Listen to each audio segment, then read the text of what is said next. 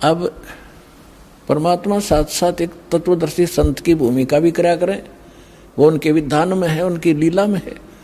तो ये ज्ञान सुनाया करते थे जो दास आपको बता रहा है कि तीन देव की जो करते भक्ति उनकी कदे ना हो वह मुक्ति। जो भक्ति करते नहीं वो अपना जीवन नाश कर रहे हैं, और जो शास्त्र विरुद्ध साधना कर रहे हैं ब्रह्मा विष्णु महेश तक की, वो भी अपना जीवन नाश कर रहे हैं। ब्रह्म तक की साधना करने वाले भी अपना जीवन नाश कर रहे हैं। केवल परम अक्षर ब्रह्म, उस पूर्ण परमात्मा की भक्ति से मोक्ष होता है। तो इसलिए परमात्मा कहा करते थे, जिस कारण से हमारे धर्मगुरु हिंदू और मुसलमानों के दोनों नाराज हो गए। उन्होंने हर तरह से ज्ञान से भी पराजित कर दिया दाता ने उनको। उन्होंने उनके साथ जुल्म ढाए कर उनसे मरे नहीं, हार कर वो थक गए। उन्होंने क्या स्कीम बनाई, उससे पहले सिकंदर लोधी उनका शेष हो चुका था, दिल्ली का सम्राट। उन्होंने क्या स्कीम बनाई कि एक बार सब ने इकट्ठा होकर कि इसकी बेइज्जती कर दो, वैसे तो काबू आ नहीं रहा, यहां से भाग जा काशी से, किसी तरह हमारा पीछा छूटा है, हमारी तो रोजी रोटी बंद करवा दी इसने। तो उन्होंने झूठी चिट्ठियां डाल दी सब आश्रम वालों के पास कि भाई कबीर नाम का एक व्यक्ति है, सेठ है, और वो काशी में रहता है इस कॉलोनी में, और ऐसे ऐसे 3 दिन तक भंडारा करेगा, सब आमंत्रित हैं। और साथ में एक और लिख दिया कि 1 असरफी यानी 10 ग्राम सोना, और साथ में 1 दोहर यानी बहुत बढ़िया कंबल टाइप होता था पहले, दौर बोले आते उससे, वो प्रत्येक खाने के बाद दक्षिणा में दी जाएगी। तो ये साधु संत बेचारे इसे पेट भरोया करते।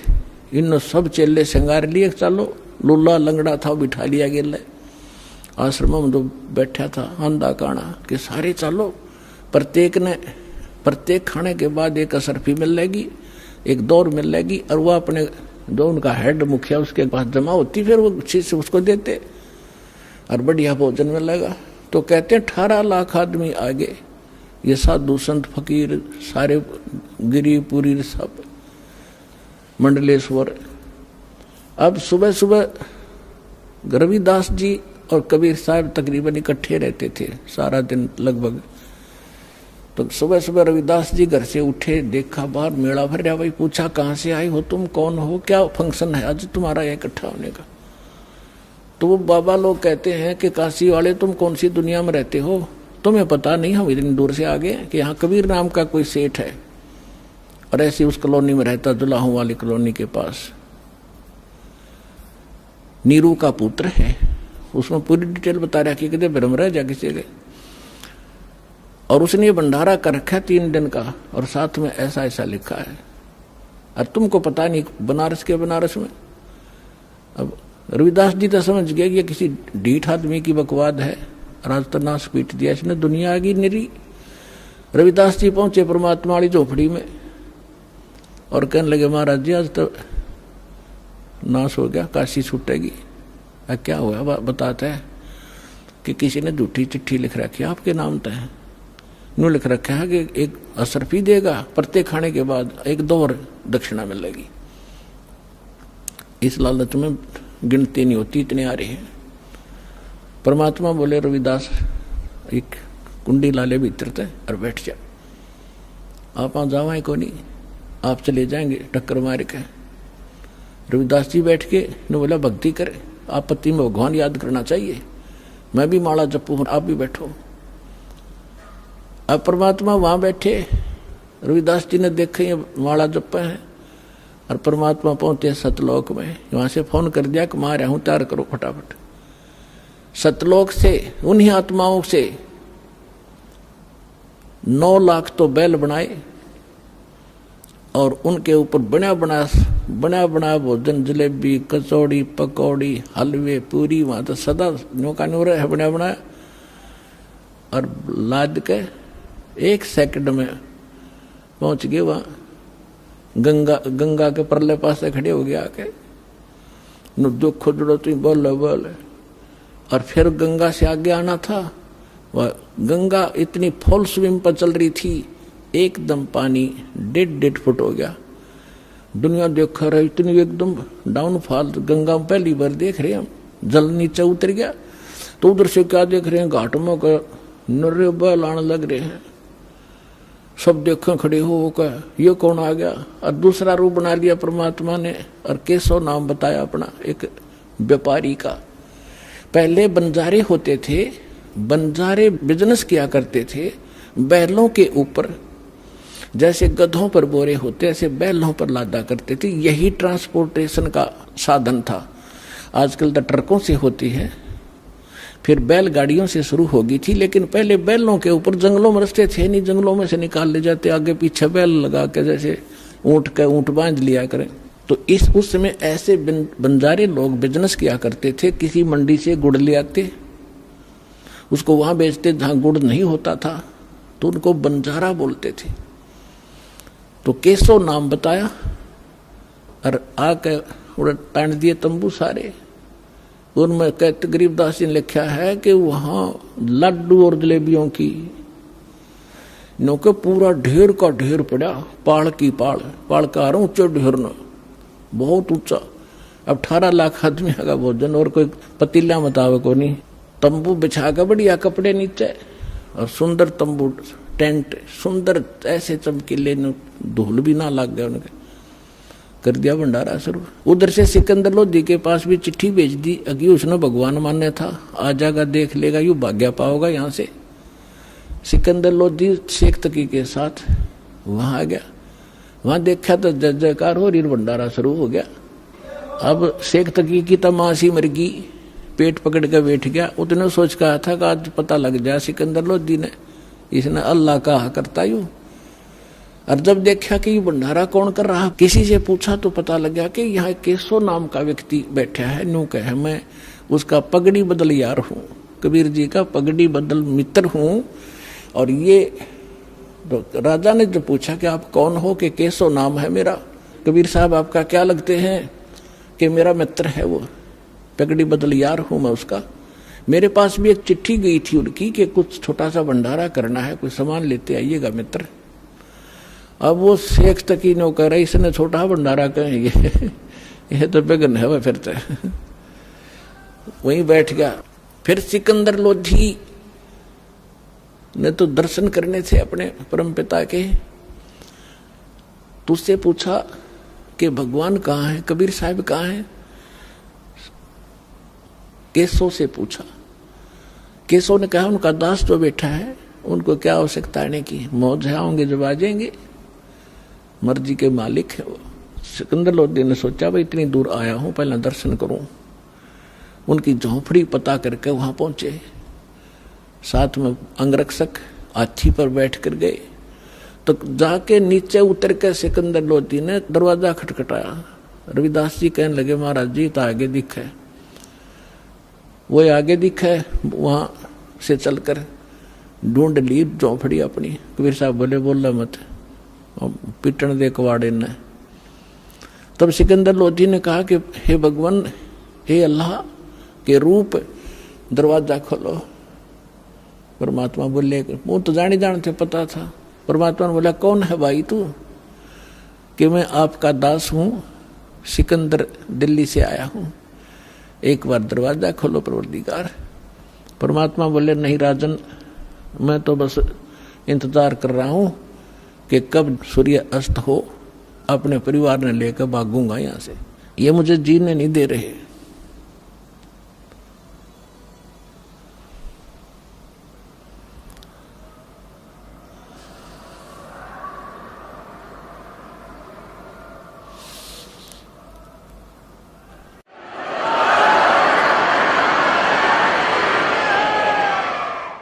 अब सिकंदर लोधी ने कहा कि हे परमात्मा,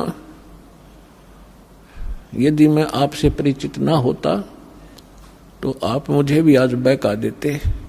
मैं अब आपकी बहकाई में नहीं आ सकता, मैं आपको पहचान चुका हूं, आप अल्लाह अकबर हैं।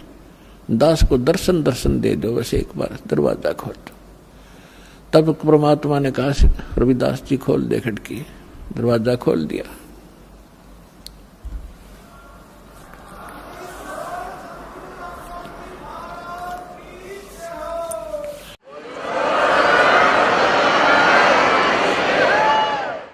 सिकंदर लोधी ने दंडवत प्रणाम किया दिल्ली के सम्राट ने और कहा, परवरदिगार आपने कैसे रंग लगा रखे हैं, आपकी जय जयकार हो रही है, ऐसा भोजन सब खा रहे हैं, कैसा भंडारा कदे देखा ना सुना। आपका मित्र जिसके पास आपने पत्र भेजा था वो बैठा वहां पर, केशव नाम है उसका।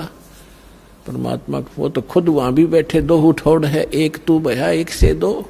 सिकंदर लोधी ने कहा, भगवान एक बार दर्शन दो, आपके दर्शनाभिलाषी वहां भक्त श्रद्धालु बैठे हैं, खाना भी खा रहे हैं और ये पूछ रहे हैं वो कबीर कौन है जो इतना गजब का भोजन आहार आज तक देखा ना सुना, और ऐसा समर्थ वो कौन है, 10-10 ग्राम सोना भी दे रहा है और एक कंबल भी दे रहा है प्रत्येक खाने के बाद। तो नकलिया ने अच्छा खाया होगा खाना एक दिन में, वो लेन के मारे दक्षिणा। तो उसके घर में के भंडार में कोई कमी है? उस दाता की सारी सृष्टि का पालनहार, असंख्य ब्रह्मांडों का पालनहार, तीनों लोकों में प्रवेश करके जो सबका धारण पोषण करता है, ये वो परमात्मा है। तो पुण्यात्मा हम उसके बच्चे हैं और वो भी उसके बच्चे थे जो साधु संत बने फिरे थे, परमात्मा के लिए भटक रहे थे, गलत साधना कर रहे थे, फिर भी बच्चे तो उसी के हैं। मैं रोवत हूँ सृष्टि को या सृष्टि रोए मोहे, और गरीबदास इस वियोग को समझ नहीं सकता कोई।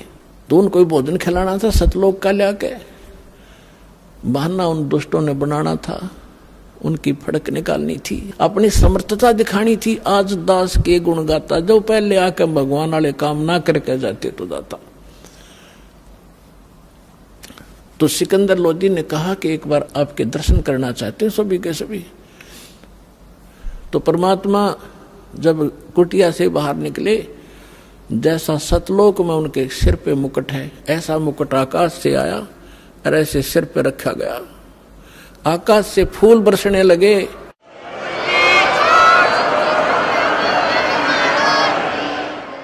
सुंदर मनोहर मुकुट पहन के परमात्मा, और ऊपर से आकाश से फूल बरसने लगे परमात्मा के ऊपर। सिकंदर लोधी ने अपने हाथी पर बैठाया, अपनी अंबारी में, साथ में रविदास जी। कबीर साहब बोले, आजा भाई मित्र तू भी। रविदास जी चंवर कर रहे थे पहले। सिकंदर लोधी ने कहा, भगत जी आप तो डेली सेवा करते हो, दास को भी दे दो। तो सिकंदर लोधी ने चंवर पकड़ा, जैसे आप देखते हो पाठ के ऊपर बच्चे करते हैं। महापुरुषों पर ऐसा ये चंवर किया जाता है। चंवर का मतलब है जैसे माखी माछर बैठे उससे हलाया करें ताकि कपड़ा मारें तो उसका लाग जाए, मर ना जाए। इतनी नम्रता के कारण उसको चंवर को संत के ऊपर डुलाया जाता है। तो सिकंदर लोधी ने चंवर ले लिया, हाथी पर बैठ कर चल रहे, चारों गेट खोल दिए उस अलमारी के जो हाथी के ऊपर एक कमरा सा बनाया करते थे। तो सारे देखें जो खाना खा रहे थे, कौन है कबीर, कौन सा है, कि वो बैठा जिस पर सिकंदर लोधी चौर करे, दिल्ली का राजा। काशी की बात है ये कि यू है वो कबीर, ये है वो कबीर, सेठ कबीर। वो सेठ दिखा जो सुंदर मन और पैर रहे ऊपर, सेठ तो वह है ही, कंगाल तो सारा संसार है उसके सामने। तो जब वहां जाकर उतर के हाथी पर सारे मेले में घूम कर जय जयकार हो रही, जय हो कबीर की, जय हो कबीर जी की। वह भाई सेठ बड़े मोहन भोजन कराए, बड़े ठाठ हुए, ऐसा सब जय जयकार करें, जो रोटी खा हुए गुण गावे। फिर केशव बैठा था जिस टेंट में, वहां से एक सेवादार गया और करबद्ध होकर कहा कि महाराज आपको आपका मित्र याद कर रहा है केशव। तो सिकंदर लोधी, रविदास जी और परमात्मा उतर के हाथी से नीचे चल पड़े। जब उस टेंट में गए, टेंट को केवल सीलिंग छोड़ दी, ऊपर कर दिया उसको ऐसे। और क्या नीचे एकदम सामने देखते देखते एक सुंदर मनोहर पलंग आया, उसके ऊपर इतने सुंदर गद्दे बिछ गए, इतने बढ़िया, उसके ऊपर एक चद्दर बिछ गई जिसके हीरे मोती लाल जड़े हुए थे। उस पर बैठ के भगवान बीच में जच गए। सामने दूसरे रूप में केशव बैठा है और एक रूप में मालिक कबीर रूप में बैठे। राजा और सब प्रजा नीचे बैठ कर सत्संग सुन रही है। कहते हैं परमात्मा ने 24 घंटे तक सत्संग सुनाया उन प्यारी आत्माओं को। अब देखो वो भटक रही थी, साधु संत बन रहे थे, और कारण के बनाया, और 3 दिन का सत्संग परमात्मा ने ढूंढा ठाया। लाखों वो भक्त जो डले ढो रहे थे परमात्मा के शिष्य हुए, और वो फिट्टे मुंह हुए जो बकवाद करें थे। बोलो सतगुरुदेव।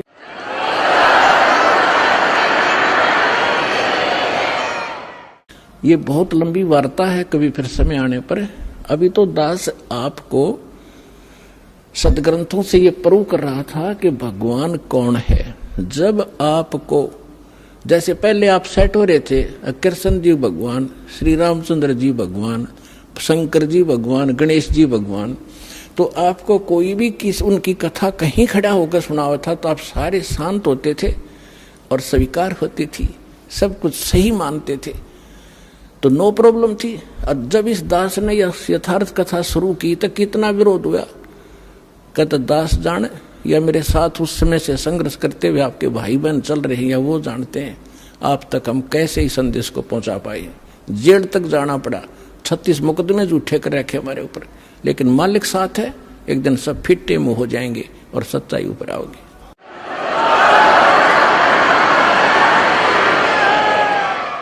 तो एक बार आपके हृदय में जब ये पक्की हो जाएगी पूरे विश्व के कभी रीजगोट, फिर ये कथा सुनाया करूंगा और वो अमृतवाणी सुनाया करूंगा जो हृदय में जाकर लगेगी प्रत्येक प्राणी के। अभी इतना समय नहीं मिलता क्योंकि इसमें बहुत प्रकार के पॉइंट भी बताने पड़ते हैं, फाउल पॉइंट भी बताने पड़ते हैं, और पहली कक्षा का बालक भी पहले दिन आता उस वाला भी सत्संग साथ सुनाना पड़ता है। तो जिस करके ये थोड़ा सा समय कम मिलता है। फिर क्या होता है, शेख तकी कहते हैं नीच आत्मा तो नीचा भाषा रखता है। अब कई बार क्या कहते हैं, जो घड़ा निकम्मा आदमी होता है वो किसी की बड़ाई नहीं कर सकता, नीच व्यक्ति बुराई तो कर सकता है। एक तो होता है यज्ञ जोनार, यज्ञ करते हैं जो बड़ी खुशी में, किसी का लड़का हो गया घने वर्षों के बाद, उसके कहते हैं यज्ञ करी उसने जग, और भाई दिल खोल का पैसा लाया उसके दादा ने, इतना घी और जलेबी और लड्डू सारे, उसको कहते हैं खुशी में की हुई जग जोनार। और एक होता महोत्सा, महोत्सा वो होता है जैसे किसी ने बता दिया कि तुम्हारे पिता का मर गया, दादा या पिता, उसका तुम ऐसा करना पड़ेगा, इतने कपड़े और इतने पंडित जमाने पड़ेंगे, तो उसमें वो दुखी से होकर फॉर्मेलिटी से कराया करें। 10 ब्राह्मण जमाने हैं, 10 के अंगूठे से टूटे फूटे से लिया करें, कति बिल्कुल सस्ते से, उनके उतने जूते और कपड़े वो फॉर्मेलिटी करते हैं, उसको कहा करें महोत्सा, जो कति दिल तोड़ के काम कराया जा। तो यहां शेख तकी क्या कहता है कि इसे भंडारे हम 100 कर दें, इसने क्या नाराय कर दिया। तो इतनी जब उसने बात कही, कहते हैं पहले तो बहुत जुल्म किए थे उसने काफी वर्षों तक, वो फाइनल बकवाद थी उसकी। उस दिन वो गूंगा भी हो गया और बहरा भी हो गया वो शेख तकी। तो यहां गरीबदास जी कहते हैं कोई कहे जगजोनार करी और कोई कहे महोत्सा, और बड़े बड़ाई करा करें गाड़ी का डोछा। तो उस समय परमात्मा ने कहा कि भाई ठीक है केशव, धन्यवाद आपका, आपने मेरी इज्जत रखी। केशव कहते हैं हे भगवान शर्मिंदा ना करो, आप तो सारी सृष्टि के पालनहार हो, ये जनता के समझे तो बालक है, इनका बुद्धि को नहीं जो आपने पहचान ले। तब केशव ने कहा भी ठीक है भगतो, लाद लो सारे टेंट वेंट, 5 मिनट में धर लिए ठाके बेलना पर, चलो मैं आ रहा हूं। जब वापस गंगा से निकलने लगी, वह गंगा फिर इतना ही पानी हो गया 1.5 फुट, और सारे बैल और बंजारे जब निकल गए जो वहां से आए हुए थे, 9 लाख बैल और इतने बंजारे सतलोक के भगतारे थे अंश। तो गरीबदास जी ने कहा कि वो बैल जब चलने थे ना पृथ्वी पर, और वो बंजारे 1 फुट पृथ्वी से ऊपर रहे थे उनके कदम, या उनका समझ में नहीं आई ये न्यू के ऊपर चल रहे हैं। इतनी बुद्धि तो खान खान पे लाग रहे थे, उन्हें क्या जरूरत थी कि देखने की कौन के ऊपर चल रहा है। तो उसी समय बैल पार हो गए गंगा। सिकंदर लोधी ने कहा कि जाओ केशव, आपका काफिला जा चुका है, दूर जा लिया होगा। नु खड़े होकर देखा पटरी पर चढ़ के, वहां कोई परले पार कोई बैल नहीं, कोई बंजारा नहीं। तो सब असमंजस में हो गया सिकंदर लोधी कि कहाँ गए वो सारे ही, तो 9 लाख बैल कोई नूता नहीं कि थे कुण में वृक्ष के आड़ में छप जाएंगे, वो तो पूरे कई किलोमीटर तक दिखाई देने थे। इतना सोच ही रहा था तो कबीर साहब कहने लगे चले गए जहां से आए थे। उधर से वो केसो उनके सामने दूसरा रूप परमात्मा के अंदर समा गया, एक कबीर साहब रह गए। बोलो सतगुरुदेव।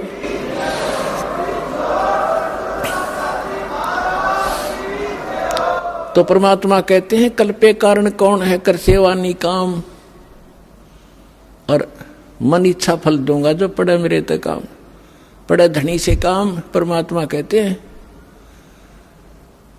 साईं इतना दीजियो जा मैं कुटुंब समावे, हम भी भूखे न रहे अतिथि न भूखा जावे। भगवान से मांगने का तरीका बताया परमात्मा ने कि घना मत मांगया करो, इतना मांगो कि परमात्मा हम भी भूखे ना रहे और द्वार पे कोई अतिथि आ जाओ भूखा ना जा, इतना जरूर दास को देना।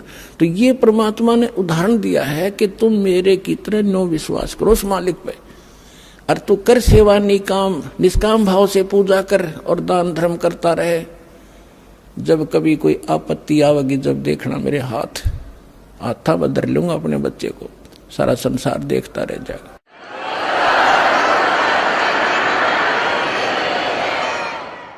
अब आपको कुछ भक्तों के यहाँ जो मालिक ने रहम बख्शे हैं वो सुना करो, आपकी आत्मा गदगद होगी, आपको विश्वास होगा। यहाँ कोई किसी को मजबूर नहीं, सब इच्छा से अपना इंटरव्यू देते हैं और आधी बात तो कहने भी ना मिलते, कैमरे के सामने आके इतने सुख दे रखे उनको। अब सुनिएगा उनके अनुभव।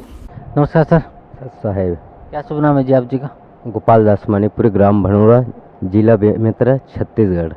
सर क्या काम करते हैं आप? खेती किसानी करते हैं। सर परम संत सतगुरु रामपाल जी महाराज से नाम उपदेश लेने से पहले आप कौन सी भक्ति करते थे?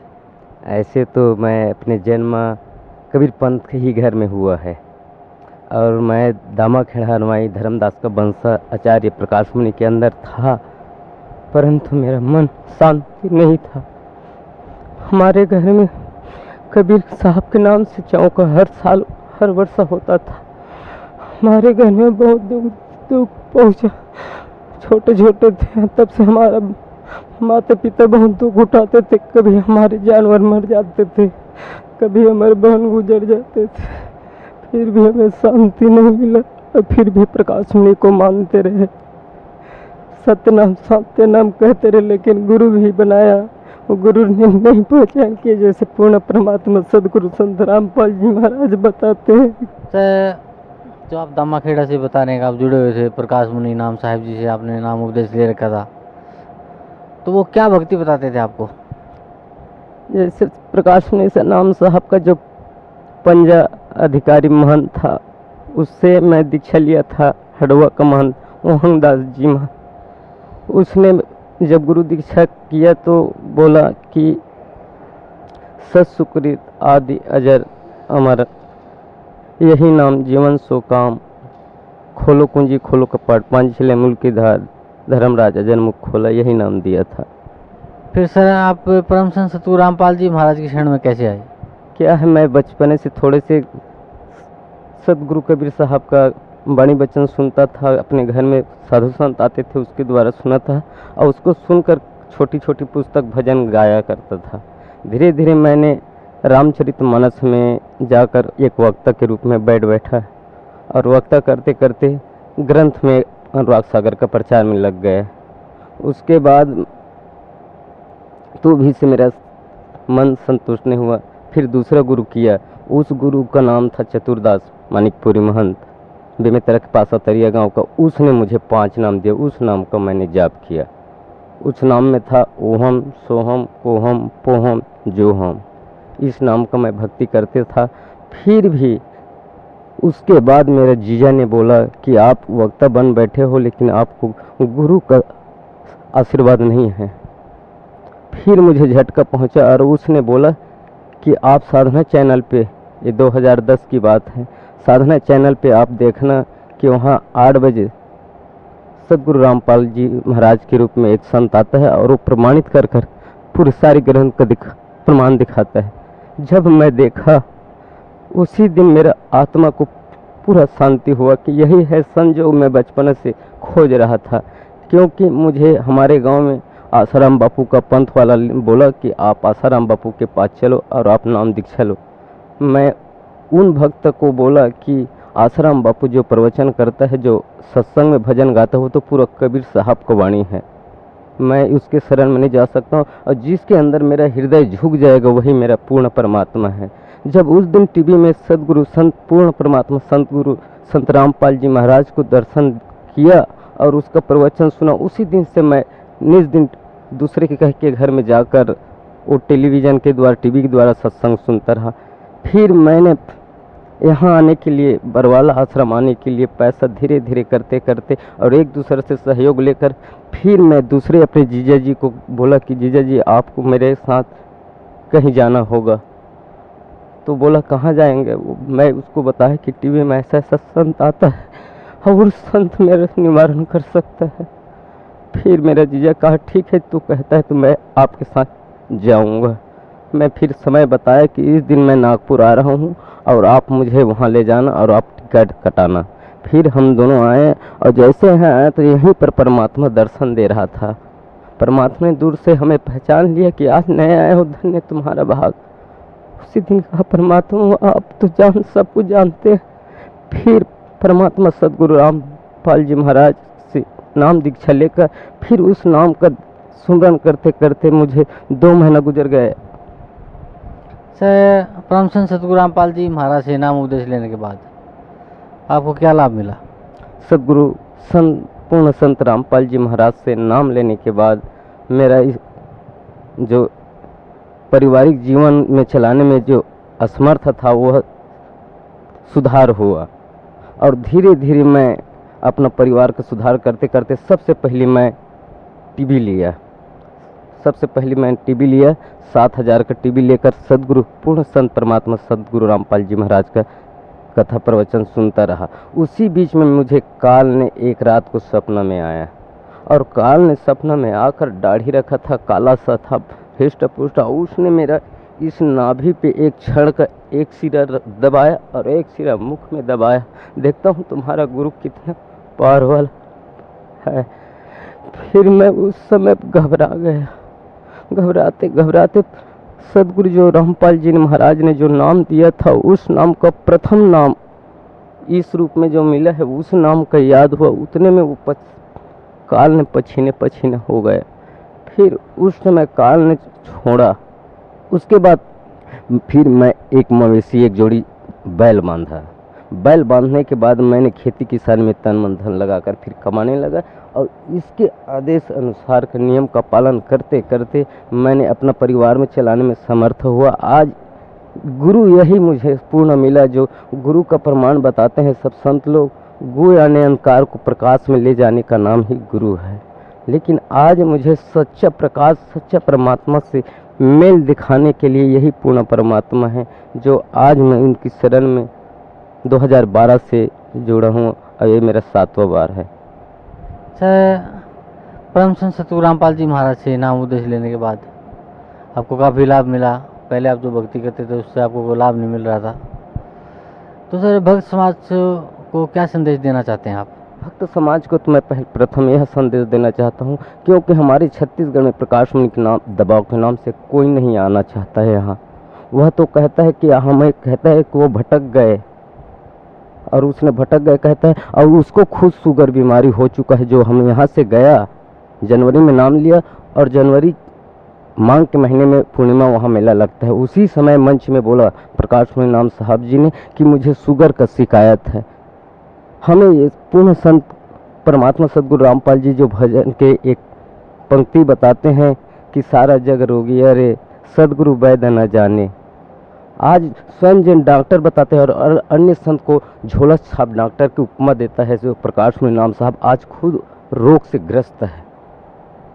तो जो स्वयं रोग से ग्रस्त है वो अगला का क्या रोग छटवाएगा। और सदगुरु बंदी छोड़ सदगुरु कबीर साहब जब आए थे तो बादशाह सिकंदर लोधी का जलन पीड़ा हटा दिया, और इन वंशा का आचार्य कहते हैं कि हमारे धर्मदास के वंशा से ही मुक्ति होगा, और बोलता है कि 42 पीढ़ी के चलते तक के कोई सदगुरु नहीं आएगा।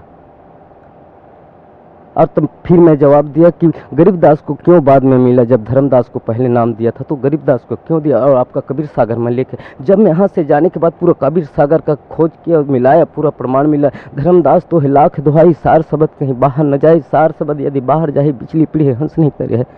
आज इन लोग इस प्रवचन का नहीं प्रचार करते हैं, जैसे पूर्ण संत परमात्मा सदगुरु रामपाल जी हर संत का पूर्व प्रमाण दिखाता है, लेकिन वो सिर्फ एक धर्मदास का ही प्रमाण रखता है। और चौका की पद्धति से हमसे बचा जाओ, चौका से हमें ये सारणी मिलता है, जैसे रचना लोक का सो चौका विस्तार, एक तो बैठे वन सुताया पूरा करिया। वो तो चौका एक नक्शा है, जैसे लोक को चौका को देख रहे हो उसी प्रकार वह लोक है, एक समझाने के लिए रखा है। लेकिन हम आज चौका को ही मेन मान बैठा था।